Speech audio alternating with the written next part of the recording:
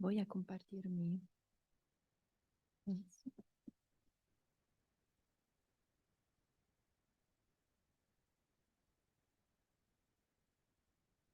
Muchas gracias. Antes de empezar, quisiera agradecer a la profesora Carla Blanco y al profesor Olivier Gassio por su cálida bienvenida y por la organización de este seminario internacional muy interesante sobre los desafíos ambientales. Y quisiera también agradecer la Universidad de Costa Rica y particularmente hoy la sede Occidente a recibirnos. Y ahora voy a hacer mi présentation en français. Alors, je suis juriste, mais je ne vous parlerai pas aujourd'hui du droit de l'environnement. Je vais présenter un dispositif de recherche à l'interface terre-mer qui permet... À l'interface terre-mer qui permet aux acteurs du territoire et aux chercheurs de construire ensemble des problématiques relatives au changement climatique ou à la biodiversité sur le territoire breton, je vais y revenir dans un instant, et permettre aussi à ces acteurs du territoire et à ces scientifiques ensemble de co-construire des solutions. Alors, on passe, hein? Ok.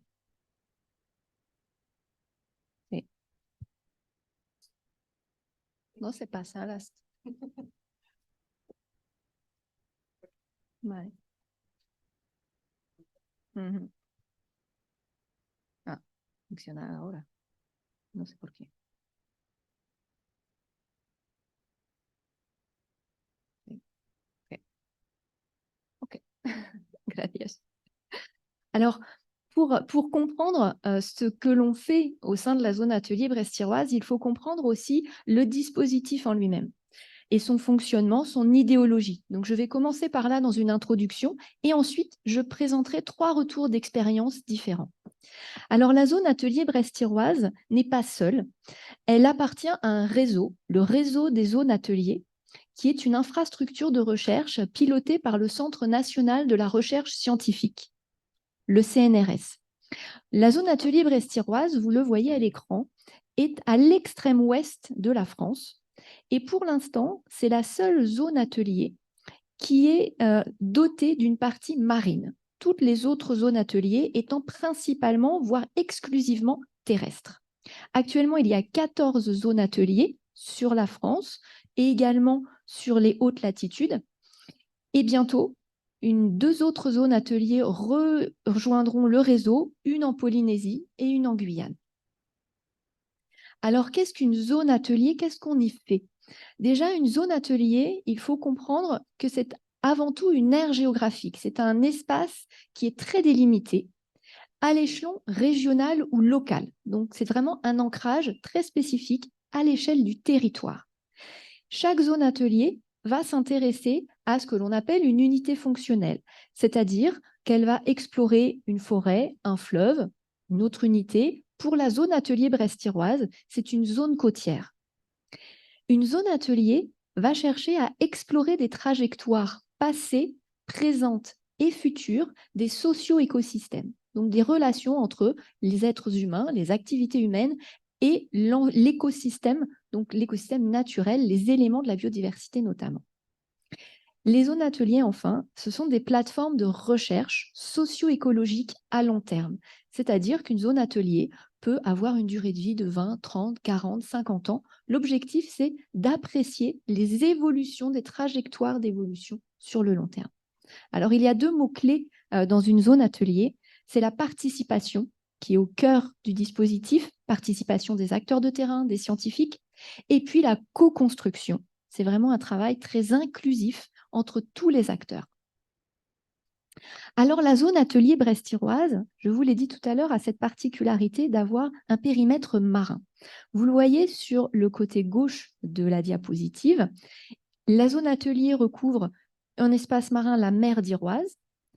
Elle regroupe aussi un espace terrestre que vous voyez en vert, qui rejoint les bassins versants de l'Aune et de l'Élorn. Et puis, il y a aussi cette interface particulièrement sensible en rouge sur l'écran, qui est la rade de Brest. Sur le côté droit de la diapositive, vous voyez également que la zone atelier brest-tiroise, et c'est important pour nous et pour les recherches qui sont menées, renferme 2 espaces protégés. Un espace marin, le parc naturel marin d'Iroise, donc une aire marine protégée, et un espace protégé terrestre, le parc naturel régional d'Armorique, qui est principalement sur la terre, mais qui empiète un petit peu sur la mer, sur la rade de Brest. Donc vraiment 2 espaces protégés qui sont très importants pour les recherches qui sont menées au sein de la zone atelier brest-tiroise.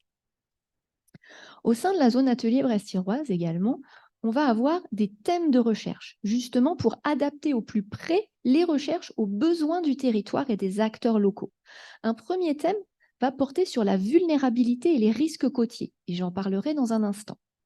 Un deuxième thème aborde la qualité de l'eau et la biodiversité le long du continuum terre-mer. Un troisième thème concerne la soutenabilité, la conservation, l'exploitation des usages et des ressources. J'y reviendrai aussi dans mon exposé. Et un dernier thème porte sur les trajectoires des socio-écosystèmes sur le long terme. L'originalité au sein de la zone atelier brest-tiroise, c'est d'avoir à la tête d'animation de chacun de ces thèmes un chercheur en sciences humaines et sociales, un chercheur en sciences du vivant et un acteur du territoire. L'autre originalité, c'est la volonté de pouvoir soutenir et accompagner les recherches au sein des différents thèmes menés, mais aussi de pouvoir travailler entre les thèmes. C'est-à-dire que potentiellement, une problématique liée à la qualité de l'eau puisse venir enrichir la question relative à la conservation ou l'exploitation de ressources. Pour cela, 3 axes transverses ou transversaux ont été mis en place. Un premier axe va concerner la modélisation et les méthodologies pour l'inter et la transdisciplinarité. C'est là où on va développer des outils qui vont permettre aux acteurs du territoire et aux scientifiques de travailler de manière très dynamique et inclusive. Un deuxième axe est dédié au partage et à la dissémination de la donnée. Ce qui interpelle ici, c'est la volonté de pouvoir partager, diffuser au plus grand nombre les résultats qui sont obtenus au sein de la zone atelier brest-tiroise. Et puis un troisième axe, communication et médiation scientifique. Et là, l'un des objectifs visés est de rendre accessibles, notamment aux plus jeunes, les résultats également qui sont menés et qui sont obtenus au sein de la zone atelier brest-tiroise.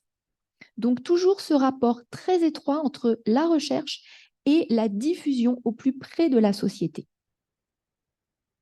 La zone atelier brest-tiroise, c'est aussi un énorme écosystème de partenaires scientifiques qu'on va voir là, et également, que j'aborderai dans un tout petit temps après, d'acteurs du territoire. Concernant les acteurs de la recherche scientifique, je vais être très rapide, je ne vais pas tout développer ici. Vous remarquerez surtout qu'il y a des laboratoires très disciplinaires, mais en grande quantité, en grande diversité. On a des chimistes, des biologistes, des écologues, des géographes, des juristes, des géologues, des géosciences également, des historiens, des psychologues. On a énormément de disciplines qui sont représentées et qui sont mobilisées pour pouvoir justement explorer au plus près des besoins des acteurs locaux les différents problèmes ou enjeux auxquels ils sont confrontés. Alors, voilà, je ne vais pas commenter davantage en détail cette diapositive, juste montrer donc qu'il y a énormément de diversité d'acteurs scientifiques impliqués dans la zone atelier brest-tiroise. Et puis à côté, il y a aussi les partenaires locaux, les partenaires du territoire. Et là aussi, on a une grande diversité. Des aires protégées, je les ai évoquées tout à l'heure, les autorités publiques locales aussi, comme la ville de Brest et le département et la région Bretagne, des associations, donc des acteurs de la société civile, des groupes professionnels, des comités régionaux de pêche, de conchyliculture, des acteurs de la médiation scientifique, comme Océanopolis, qui est non seulement un aquarium, mais aussi un centre culturel et de médiation, des gestionnaires, donc des bassins versants que j'évoquais tout à l'heure, et puis d'autres parties prenantes qui peuvent aussi avoir un intérêt dans les recherches menées au sein de la zone atelier. Alors, Juste avant de commencer donc cet exposé sur les retours d'expérience, j'ajouterai donc que les travaux qui sont menés au sein de cette zone atelier brest-tiroise ont pour objectif de comprendre le fonctionnement et l'évolution du socio-écosystème côtier dans un contexte de changements multiples, de changements climatiques, d'augmentation et d'intensification des pressions anthropiques, et ce dans une perspective de gestion intégrée, de transition et de transformation durable. Ces travaux, ils vont combiner donc sciences de l'environnement, sciences humaines et sociales, tout en mobilisant, vous l'avez vu, un large panel d'acteurs publics, d'acteurs privés, associatifs également. Donc précisément l'une des missions de la zone atelier brest-tiroise, c'est d'appréhender les défis qui sont liés à l'environnement, mais à leur environnement marin, également aussi au continuum terre-mer, vous l'avez vu tout à l'heure, du point de vue de la production de savoir, aussi bien des pratiques locales que des expertises scientifiques, et aussi du point de vue des normes qui peuvent s'appliquer, les normes sociales, les normes juridiques, et ce, dans l'objectif de soutenir l'action publique et les gestionnaires et d'accompagner les acteurs privés et tout autre acteur qui serait concerné. Donc, je vais faire un petit retour d'expérience sur trois cas d'études. Un premier cas d'étude qui est dédié au risque côtier, qui a commencé en 2010. Alors, je l'ai mis jusqu'en 2023, mais il continue dans le temps. Un deuxième retour d'expérience sur la pêche en mer d'Iroise, qui a débuté en 2022. Et puis, alors, ce n'est pas vraiment un retour d'expérience, mais en tout cas une projection sur ce qui va être fait dans les prochaines années, puisque cela va commencer en 2024, une initiative aussi de la zone atelier sur les solutions fondées sur la nature. Alors, je vais commencer par cette question des aléas d'érosion et de submersion marine, et donc la gestion des risques côtiers. Vous le voyez, vous le comprenez un petit peu à l'écran, la littoralisation des populations et de diverses activités s'est accélérée ces dernières décennies en mer d'Iroise, et notamment en raison de l'attractivité des littoraux. Cette attractivité du littoral, elle va se confronter cependant à une géomorphologie littorale qui est dynamique à toutes les échelles du temps et de l'espace. On a des forçages météo marins très puissants et on a un développement, une pression toujours plus importante aussi des activités humaines. Les risques côtiers, ils vont consister, concrètement par rapport à ce dont je vous parle ici, dans des aléas d'érosion, de submersion marine qui sont de plus en plus impactants pour le territoire. À l'écran, vous avez ici finalement des degrés de vulnérabilité, donc de la côte brestoise, finistérienne, qui regroupe et qui est recouverte par la zone atelier brest-tiroise, avec en rouge des degrés plus importants en termes de réalisation d'aléas, et en vert, des degrés un peu moindres, mais néanmoins significatifs et suffisamment importants pour les signaler ici. Donc, les conséquences des changements environnementaux globaux, et particulièrement celles attendues des changements climatiques, vont projeter une élévation corrélative du niveau de la mer, et c'est donc là que vont se révéler les risques et leur réalisation. Pour les gestionnaires, cela va poser la question du renoncement possible à certaines activités ou à la présence de certains biens sur le territoire. Et donc, dans ce cadre, il va y avoir besoin de leviers d'action des politiques publiques, d'une mobilisation des représentations sociales, des risques par les différents usagers possibles, et une expression aussi des souhaits et des besoins de ces individus qui sont exposés, parfois consciemment ou non, aux aléas. L'amélioration donc de la gestion de ces risques va supposer une approche dite systémique, très inclusive des acteurs. Alors, sur ces constats où l'on a besoin d'aller chercher les acteurs pour mieux connaître leur représentation et leur appréhension des risques, il y a des projets de recherche qui se développent, au sein de la zone atelier. Un premier projet qui s'est appelé Cocorico s'est développé entre 2011 et 2015 à l'échelle de 4 sites expérimentaux, donc que vous avez à l'écran, plus au nord, un petit peu au sud ensuite, et pour justement destiné à valoriser et à approfondir cette approche et cette très participative et collective. Alors, dans le cas de ce projet, il a été collecté des préoccupations des acteurs locaux, des élus aussi, des praticiens de la gestion des risques, et ce en fonction de leur champ d'intervention. C'est-à-dire, par exemple, pour les acteurs locaux, on leur demandait en quoi consistait leur activité de loisir quotidienne, quels étaient leurs besoins, quelles étaient leurs attentes, aussi leurs interrogations, leurs préoccupations par rapport aux aléas. Et puis, concernant les élus locaux, par exemple, on leur demandait quel type d'instrument juridique ou quel type de décision publique ils pouvaient envisager à venir. Cette approche transdisciplinaire, puisqu'elle combine des acteurs scientifiques et de terrain, a été complétée par une approche purement interdisciplinaire en mobilisant également des géographes, des psychologues, des sociologues, des économistes, pour mieux comprendre justement ces craintes et pouvoir y répondre. Et cette démarche a donc mis en évidence l'intérêt pour les gestionnaires de pouvoir s'appuyer à la fois sur la connaissance des aléas par les chercheurs, mais aussi sur celle des acteurs du territoire, tout comme des riverains ou usagers du littoral. Donc le fait que cette démarche prenne place au sein de la zone atelier brest-tiroise a conduit finalement à une fédération de 45 communes exposées sur la mer d'Iroise, la rade de Brest et la baie de Douarnenez, qui est un peu plus au sud. Et cela a donc permis une réflexion collective sur un linéaire de trait de côte assez important, puisque de près de 700 km. Pour continuer dans cette démarche, toujours de dialogue entre les acteurs et les chercheurs, une deuxième étape s'est observée dans un deuxième projet qui a pris la suite du premier, qui s'est appelé Osiris, et donc qui a débuté à partir de 2016. Là, on s'est aperçu que finalement, la quantification des aléas sur le court et le moyen terme était assez bien documentée. Donc, le quantitatif était assez bien connu. En revanche, mesurer et suivre dans le temps les représentations sociales des risques constituait encore un défi. C'est-à-dire que tout l'aspect qualitatif des aléas et des risques encourus restait un petit peu en retrait. Donc, il y a eu besoin d'un complément méthodologique pour ajouter à cette quantité d'informations obtenues de la qualité un petit peu plus fine. Ce projet Osiris, donc, il a permis d'ajouter aux prévisions scientifiques des perceptions et des ressentis sociétaux des risques, ce qui a permis aussi d'évaluer l'acceptabilité des risques par les usagers. L'impact sur la décision publique, ça a conduit le Conseil départemental du Finistère à réorienter les stratégies de gestion en fonction des risques d'érosion, de submersion, vers des solutions plus durables qui correspondaient aussi aux attentes des acteurs de terrain.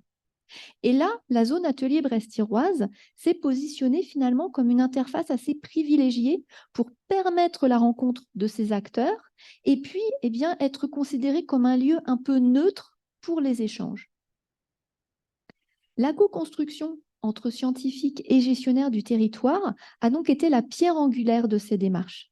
Et cela s'est construit à partir d'un processus résolument itératif, donc d'aller-retour dans les échanges, qui a compris de nombreuses phases d'échange avec les gestionnaires, qui a compris aussi des expérimentations sur le terrain et une acquisition des données qui reposait sur une observation, cette fois-ci collaborative.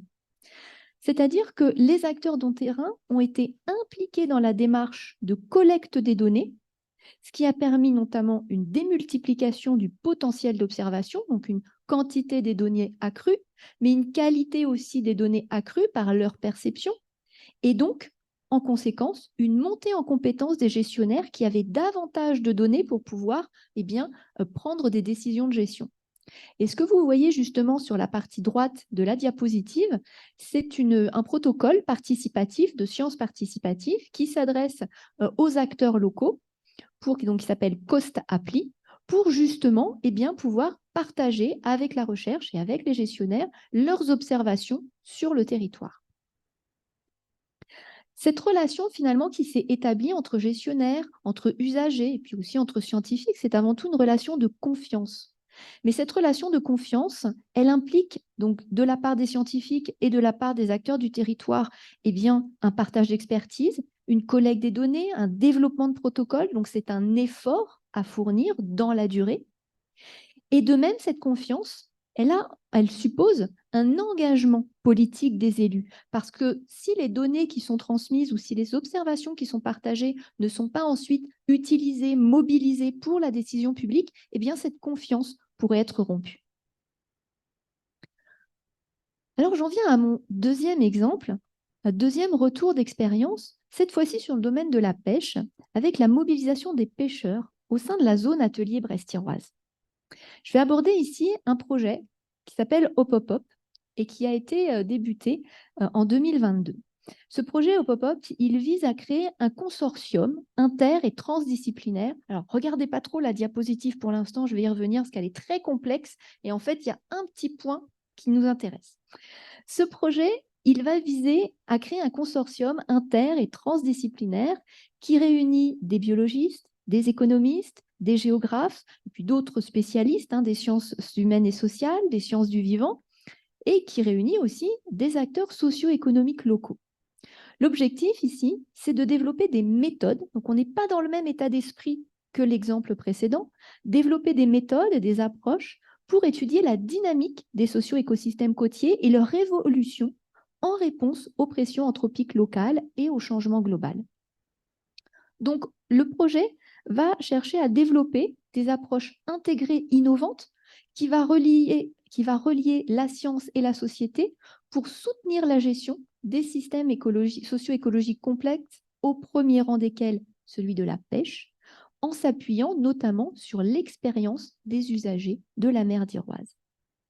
Alors, c'est là où j'en viens à ce petit schéma, ou plutôt ce schéma plus conséquent sur la diapositive, qui vous montre finalement de manière très générique toute la dynamique du projet. On comprend qu'il y a de la transdisciplinarité, qu'il y a une approche réflexive à l'international, mais ce qui est important aussi, c'est la relation tripartite que vous avez au centre du schéma entre pêche professionnelle, activité récréative et espèces exploitées. Puisque finalement, c'est vraiment le dialogue entre la pression des activités sur la ressource et la réponse de la ressource à la pression exercée par les activités qui est au cœur de la réflexion de Hop, donc du projet, et qui cherche vraiment à dégager des solutions qui sont dégagées par le consortium et par la discussion entre ces acteurs qui sont concernés.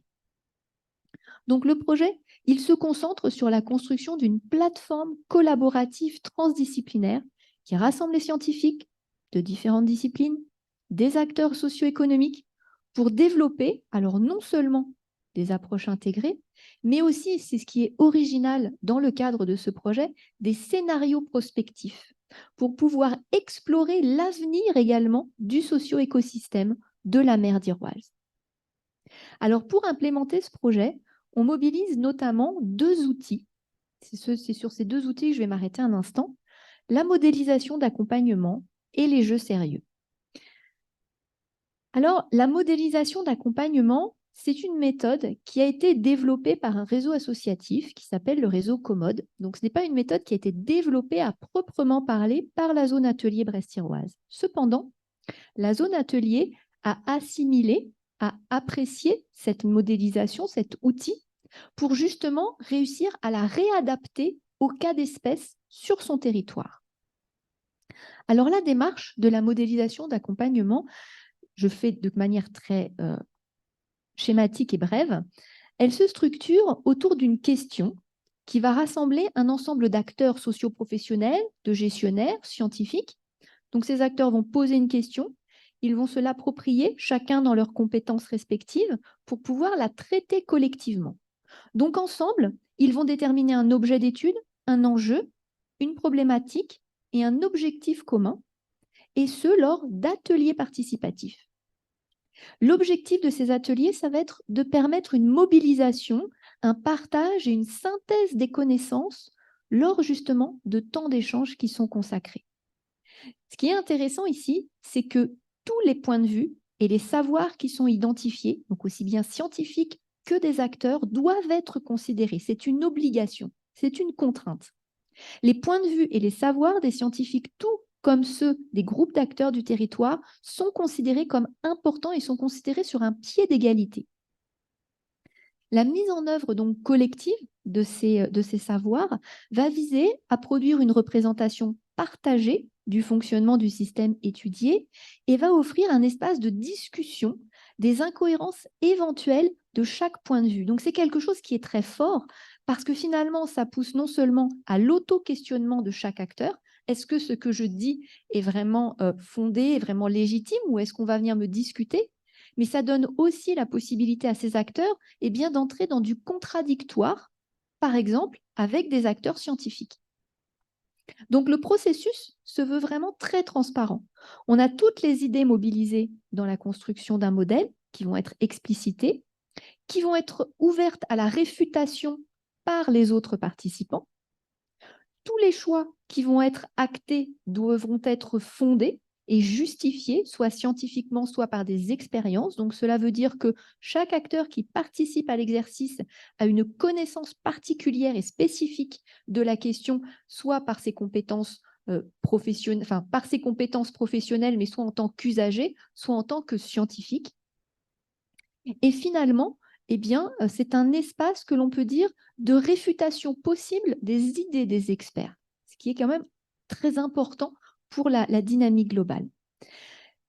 Les effets de ces ateliers participatifs, ça va être la production de connaissances individuelles et collectives, la modification des perceptions individuelles, possiblement, la modification des façons d'interagir. On va pouvoir s'exprimer les uns envers les autres différemment. La modification aussi des actions entreprises par les acteurs. Certains acteurs vont se rendre compte que leur comportement n'est peut-être pas adapté et vont spontanément se dire peut-être qu'il faut que je le change. Et puis potentiellement aussi la constitution de nouvelles alliances et de nouveaux collectifs.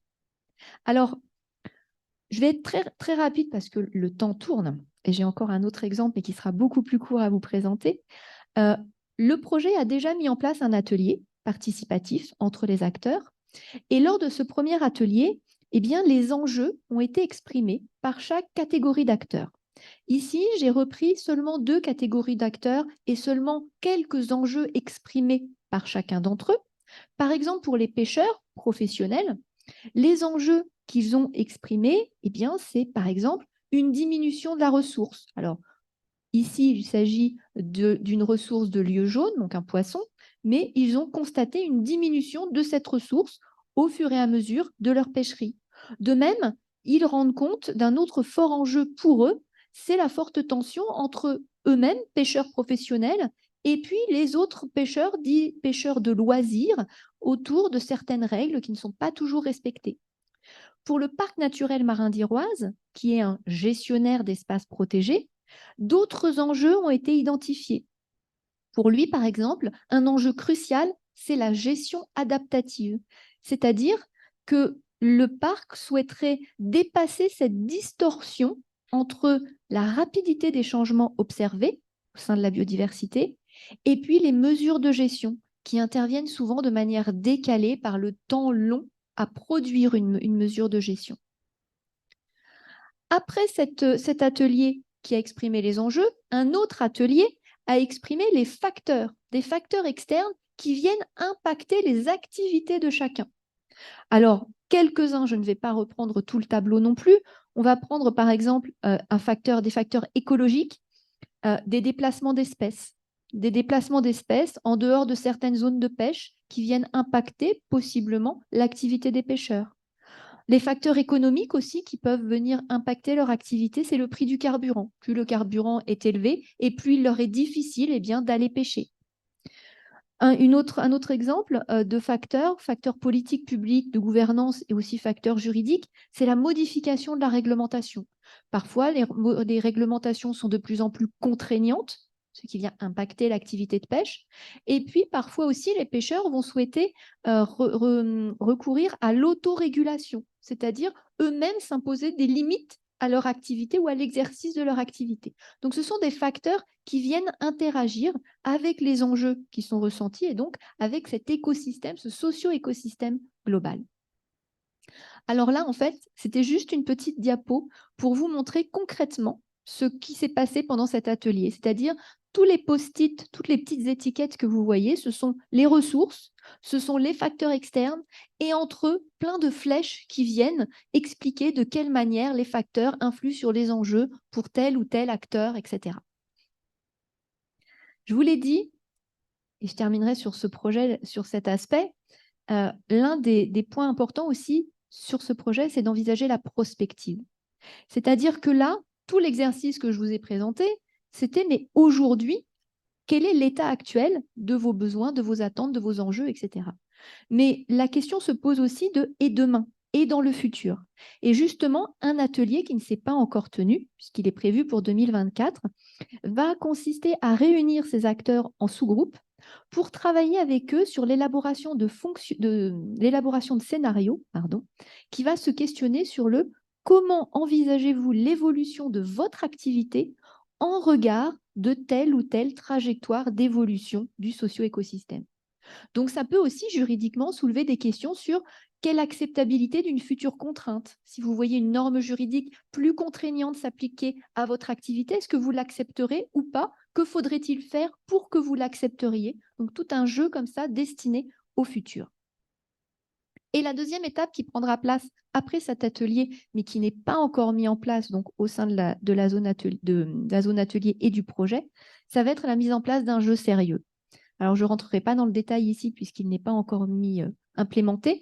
Là, ce que vous voyez à l'écran, ce sont des exemples, ce sont des plateaux de jeux qui sont des illustrations de jeux sérieux menés dans d'autres projets. C'était pour vous montrer à quoi cela ressemble. Finalement, le jeu sérieux, à quoi il va servir dans le cadre du projet? À mettre en situation de simulation les acteurs qui ont participé aux ateliers de modélisation pour qu'ils essayent ensemble de dégager cette fois-ci des solutions. Donc finalement, le jeu va prendre en considération tous les éléments exposés lors des ateliers participatifs et va permettre de confronter l'ensemble des acteurs à leur réalité, mais de manière matérialisée par un plateau de jeu. Il me reste 3 minutes. Je peux prendre... D'accord. Donc, le dernier exemple que je voulais prendre avec vous, donc il se projette un petit peu plus, puisqu'il va être mis en place à partir de 2024. C'est une initiative relative aux solutions fondées sur la nature. Alors, je pourrais revenir dessus si vous ne connaissez pas trop le concept. L'idée, c'est quoi? C'est que la zone atelier brest-tiroise, finalement, a été sélectionnée dans le cadre d'un programme d'excellence à l'échelle nationale dédié aux solutions fondées sur la nature pour que la zone atelier mette en place ce que l'on appelle un Living Lab. La zone atelier a donc mis en place ce Living Lab, c'est en cours, et ce Living Lab aspire à explorer les solutions fondées sur la nature de manière innovante et originale, de différentes manières, en déployant des expérimentations sur le terrain, très techniques, de solutions fondées sur la nature, en développant un outil de visualisation dynamique, autrement dit une cartographie interactive en ligne qui permettrait de représenter l'ensemble des solutions fondées sur la nature obtenues dans le cadre du Living Lab. Et puis, troisième initiative aussi, en mettant en place ce que l'on appelle ou ce que l'on a appelé un forum des partenaires. C'est juste sur ce petit aspect que je voudrais m'arrêter un instant. Ce forum des partenaires, qu'est-ce que ça va être? Ce sera une interface de co-design entre les acteurs locaux et les chercheurs afin de conduire une réflexion sur les solutions fondées sur la nature, développées sur le territoire, et ce, de manière inclusive et interactive. Alors, le forum des partenaires, il mobilisera finalement l'ensemble des acteurs scientifiques et non scientifiques du Living Lab, donc de la zone atelier brest-tiroise, pour différentes missions, différentes actions. D'abord, fédérer les acteurs, l'ensemble des acteurs, autour des solutions fondées sur la nature. C'est un thème de questionnement à part entière et les acteurs ont besoin d'être fédérés autour de cette question pour réfléchir ensemble. Le Living Lab servira aussi à maintenir le lien de confiance que j'évoquais déjà tout à l'heure, établi entre les acteurs par l'intermédiaire justement de dialogue et d'échange. Ce Living Lab, il se veut être le creuset d'innovation sociétale qui serait le fruit justement de la rencontre science-société. Ça sera un échange, un lieu d'échange et de co-création qui va aussi formuler des scénarios prospectifs de gestion, de suivi des mesures prises ou des pratiques en matière de solutions fondées sur la nature. Ça va être aussi un lieu de partage et de témoignage d'acteurs, par exemple des acteurs qui auraient eu des expériences à l'étranger, hors de France, sur ce thème, pour venir les partager avec les acteurs locaux, les gestionnaires, les scientifiques, et justement pouvoir discuter de la transposabilité potentielle de ces solutions sur le territoire finistérien. Et puis aussi, ce sera un lieu qui permettra de tester l'acceptabilité Alors, des solutions fondées sur la nature elle-même, parce que parfois, cela demande certains efforts. Donc, est-ce que c'est acceptable ou pas de la part des acteurs de pratiquer telle ou telle activité, ou en tout cas de rediriger une activité?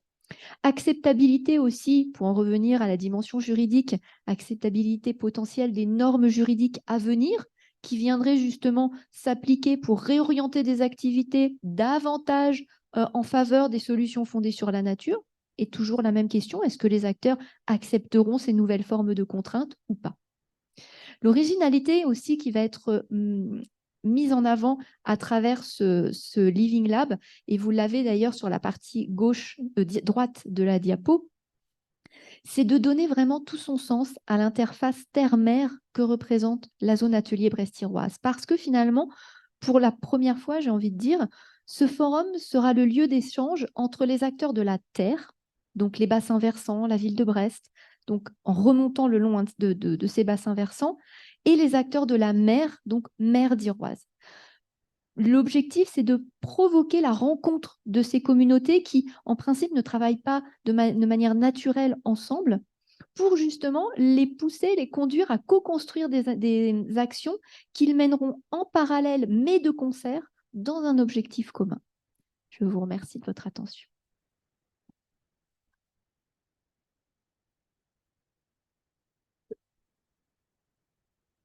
Bon, merci beaucoup. Muchas gracias, Adely Pomada, por su intervención. Vamos a escuchar si tienen algún comentario o preguntas sobre la exposición de la profesora Pomada. Sí, el señor Álvaro Zagot. Sí, porque si no, no escuchan en la traducción.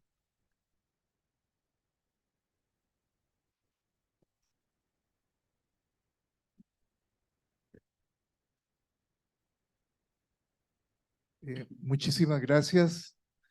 ¿Usted sí me entiende español? Ok. Muchísimas gracias. Precisamente en la clase del lunes hablábamos en parte de esto. Yo creo que a mis estudiantes eh, se les esclarece mucho una manera correcta de hacer ordenamiento territorial, ¿verdad?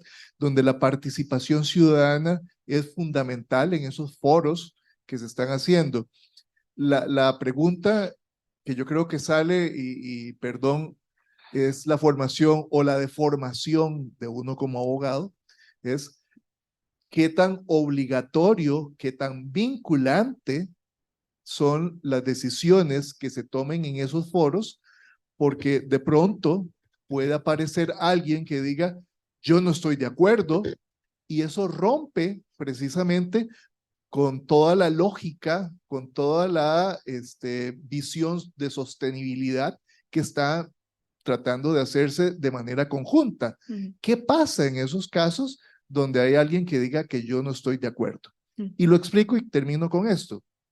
Aquí en Costa Rica, todas las normas de ordenamiento territorial que se hacen en planes reguladores, así se les conoce, nuestra sala constitucional ha señalado que son una especie de ley y por tanto obligatorias las decisiones que se tomen cuando se aprueba un plan regulador.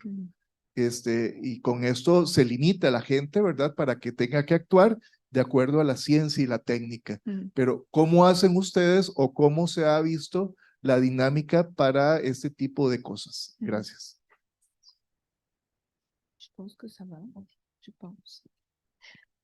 Muchas gracias. Voy a hablar francés para la traducción y es más fácil para mí.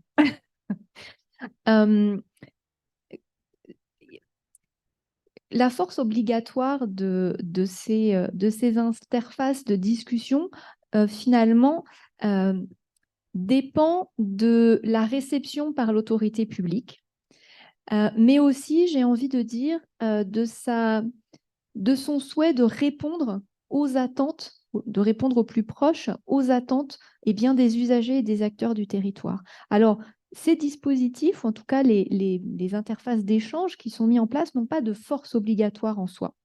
C'est une force, je dirais, informative, consultative, puisque c'est important pour l'autorité publique et les gestionnaires aussi d'avoir ce retour. Mais j'ai envie de dire que dans la plupart des situations, eh bien, les avis, les besoins, les attentes sont pris en compte. Alors, il faut comprendre aussi que ces interfaces de dialogue, je peux enlever ces interfaces d'échange, ce ne sont pas des lieux de prise de décision des acteurs du territoire. Ce sont des lieux de consultation, d'échange, de co-construction de solutions avec les acteurs scientifiques. Mais finalement, c'est aussi le poids de ces interactions qui va peser dans la balance de la décision publique.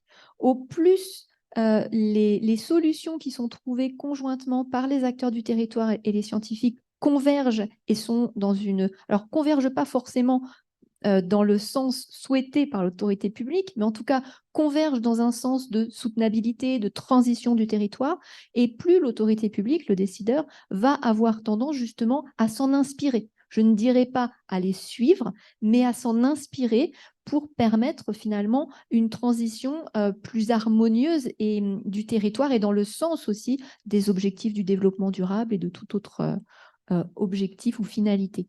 Alors, c'est pour ça qu'après, tout ce qui est fait justement dans ces projets de recherche ont vocation potentiellement à être réintégrés dans des plans de gestion, comme ce que vous évoquiez également, des plans de gestion qui vont venir recomposer un petit peu le territoire pour justement réajuster des activités, réajuster des sites ou des espaces.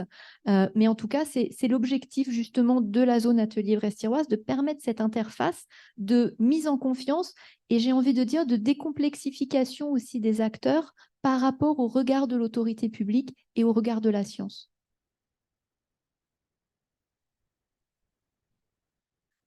Muchas gracias. No sé si hay alguna otra pregunta o comentario en la sala. Sí, por favor, profesor Olivier Gassio, en el micrófono. Gracias.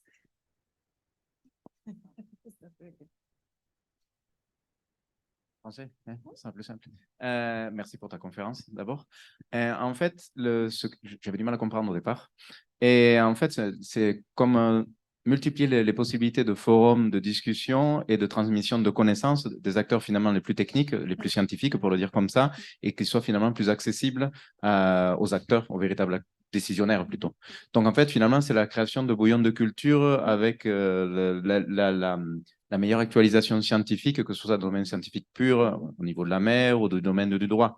Donc finalement, c'est pas une participation de la société civile, mais ça serait comme une participation de la société technique, pour le dire comme ça. C'est-à-dire de tous les acteurs qui sont au courant donc de la dernière actualité, de la dernière technique qui peut s'appliquer, et finalement offrir ça aux décideurs politiques.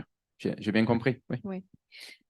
Oui, c'est exactement ça. On dépasse justement le stade de la simple participation ou consultation de la société civile, comme on peut le rencontrer dans des processus de prise de décision classiques, finalement. Là, l'objectif, c'est d'avoir des expertises, mais des expertises qui sont issues d'usages, de compétences, je dirais même de vécu, en fait. C'est vraiment des expertises actorielles, des expertises scientifiques, techniques, de praticiens, qui sont justement mises en commun pour actualiser, oui, en quelque sorte la donnée au sens large du terme. Par contre, ces interfaces justement de dialogue dépendent, et ça il faut quand même le rappeler, dépendent de projets de recherche qui sont menés dans le cadre de la zone atelier brest-thiroise. C'est-à-dire que la zone atelier, à part, hormis ce forum des partenaires qui va être mis en place, encore rattaché à un thème des solutions fondées sur la nature, tous les autres outils justement de dialogue sont développés dans le cadre de projets de recherche qui ont donc des temporalités beaucoup plus courtes, possiblement 2-3 ans, mais qui sont ensuite reconduits par d'autres initiatives. Donc c'est pour ça qu'on arrive à avoir des échanges sur le long terme grâce justement à cette succession de projets de recherche et donc de forums de discussion à l'intérieur de ces projets. Si, donc en fait, c'est comme une horizontalité de la prise de décision, ou du moins de la prise d'information plus exactement, et avec deux temporalités différentes, celui de l'acteur recherche et technique plus court, et un temps un peu plus long, moyen et long terme pour l'acteur politique. Oui, c'est exactement ça. Sachant que l'acteur politique n'est pas toujours présent dès le début des échanges. Des fois, il est associé un peu plus tard, lorsque les échanges se sont déjà constitués, qu'il y a eu des évacuations de certaines positions ou positionnements, de certaines consolidations aussi d'expertise. Et ensuite seulement, l'autorité publique intervient en tant aussi que producteur de savoir et de connaissances par rapport à ses propres contraintes juridiques, économiques, etc. Mais voilà, on est dans cette forme quand même d'horizontalité qui est créée. C'est vraiment l'objectif de casser cette approche top-down qui existe un peu trop souvent, en tout cas dans des processus plus classiques. Esta vez el comentario va a ser para nosotros los ticos. En fait, on voit d'ici du Costa Rica, ça fait un peu un choc culturel, mais d'un autre côté, l'Université du Costa Rica, c'est le rôle qu'on doit avoir et qu'on doit justement plus développer. Et nous, ici présents, tous comme acteurs, que ce soit étudiants ou professionnels, professeurs, enseignants, où justement on peut apporter tout ce savoir-faire directement aux décideurs publics sans avoir besoin d'attendre une initiative justement du pouvoir politique. On doit pouvoir justement sortir, nous, avoir une force plus propositive et l'action sociale devrait se développer aussi dans ce sens-là, de notre point de vue. Ouais. Du coup, je rebondis aussi. C'est exactement ça. C'est vraiment l'initiative qui vient du terrain et des scientifiques qui remonte ensuite pour interpeller sur le besoin d'agir sur telle ou telle question ou en complément d'une action qui est en train d'être menée par l'autorité publique, par exemple.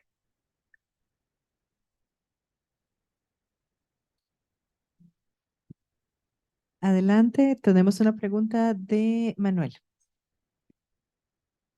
Merci Adélie. En fait, je me demandais, quand vous avez créé ça au début, c'est peut-être pas évident d'identifier tous les acteurs du territoire qui sont concernés par ces questions. Donc j'imagine qu'il y a eu des ratés, il y a eu des personnes qui n'ont pas dû être invitées à venir. Il y en a aussi probablement certaines qui ne sont pas venues d'elles-mêmes parce que ça ne devait pas les intéresser. Et en voyant l'outil en fait se créer, se monter, j'imagine qu'il y a des gens qui ont voulu venir, vous avez identifié de nouveaux acteurs. Et comment vous avez fait en fait pour revenir sur les premières questions qui étaient posées, les premiers enjeux, en intégrant de nouveaux acteurs dans les discussions? Alors, j'ai pas retracé l'historique de la zone atelier brest-iroise, qui est relativement jeune comme zone atelier, elle a à peu près 10 ans, une dizaine d'années. Ce qu'il faut comprendre, c'est que la zone atelier, en fait, elle ne fonctionne pas sur 10 ans, sur 20 ans de la même manière. Elle a des contrats, en fait, puisqu'elle dépend du CNRS, du Centre national de la recherche scientifique. Tous les 4 ans ou tous les 5 ans, elle va devoir présenter le bilan et présenter ce qu'elle va faire dans les 5 prochaines années. Donc, pour répondre finalement à ta seconde question, c'est justement à ce moment-là, quand il y a ce bilan établi et cette projection, que les enjeux, les thèmes vont pouvoir être réajustés au vu de l'évolution justement des besoins des acteurs du territoire. Donc c'est pour ça que de nouveaux acteurs peuvent arriver dans la zone atelier, d'autres prendre un peu plus de recul, jamais partir parce que finalement il y a toujours des interconnexions qui peuvent se faire, mais en tout cas prendre un peu plus de recul et donc une mise à jour comme cela qui se fait au sein de la zone atelier. Et d'ailleurs, dans le dernier contrat là, qui vient de commencer, l'axe modélisation inter- et transdisciplinarité a été introduit. Il existait, mais 2 contrats précédents. Donc voilà, et il a été réintroduit parce que justement, on se rendait compte qu'il y avait besoin d'avoir plus d'outils d'échange et d'inclusion des acteurs du territoire. Donc il y a une évolution possible, c'est vraiment très flexible. Et finalement, la temporalité assez faible de 4 ans, finalement c'est rien dans le temps de la recherche, permet d'être assez à jour des demandes des acteurs de terrain. Et pour répondre à ta première question, alors je n'étais pas là au début à la création de la zone atelier. Ce que je sais, c'est que tout l'écosystème scientifique était déjà constitué. C'était une certitude, puisqu'on avait quand même tout l'Institut universitaire européen de la mer, l'Université de Brest. Donc, on avait un écosystème scientifique constitué. Et au sein de cet écosystème scientifique, on avait déjà des projets de recherche avec déjà des acteurs qui étaient mobilisés. Et donc, il était facile, ou en tout cas relativement facile, de les identifier pour les inviter à participer. Et puis, comme je le disais après, au fur et à mesure de l'évolution des problématiques, de nouveaux acteurs interviennent dans la zone atelier, se joignent aux projets qui sont menés. No sé si hay más preguntas o comentarios entre el público. ¿No? Bueno, perfecto. Vamos a pasar entonces a muchas merci beaucoup.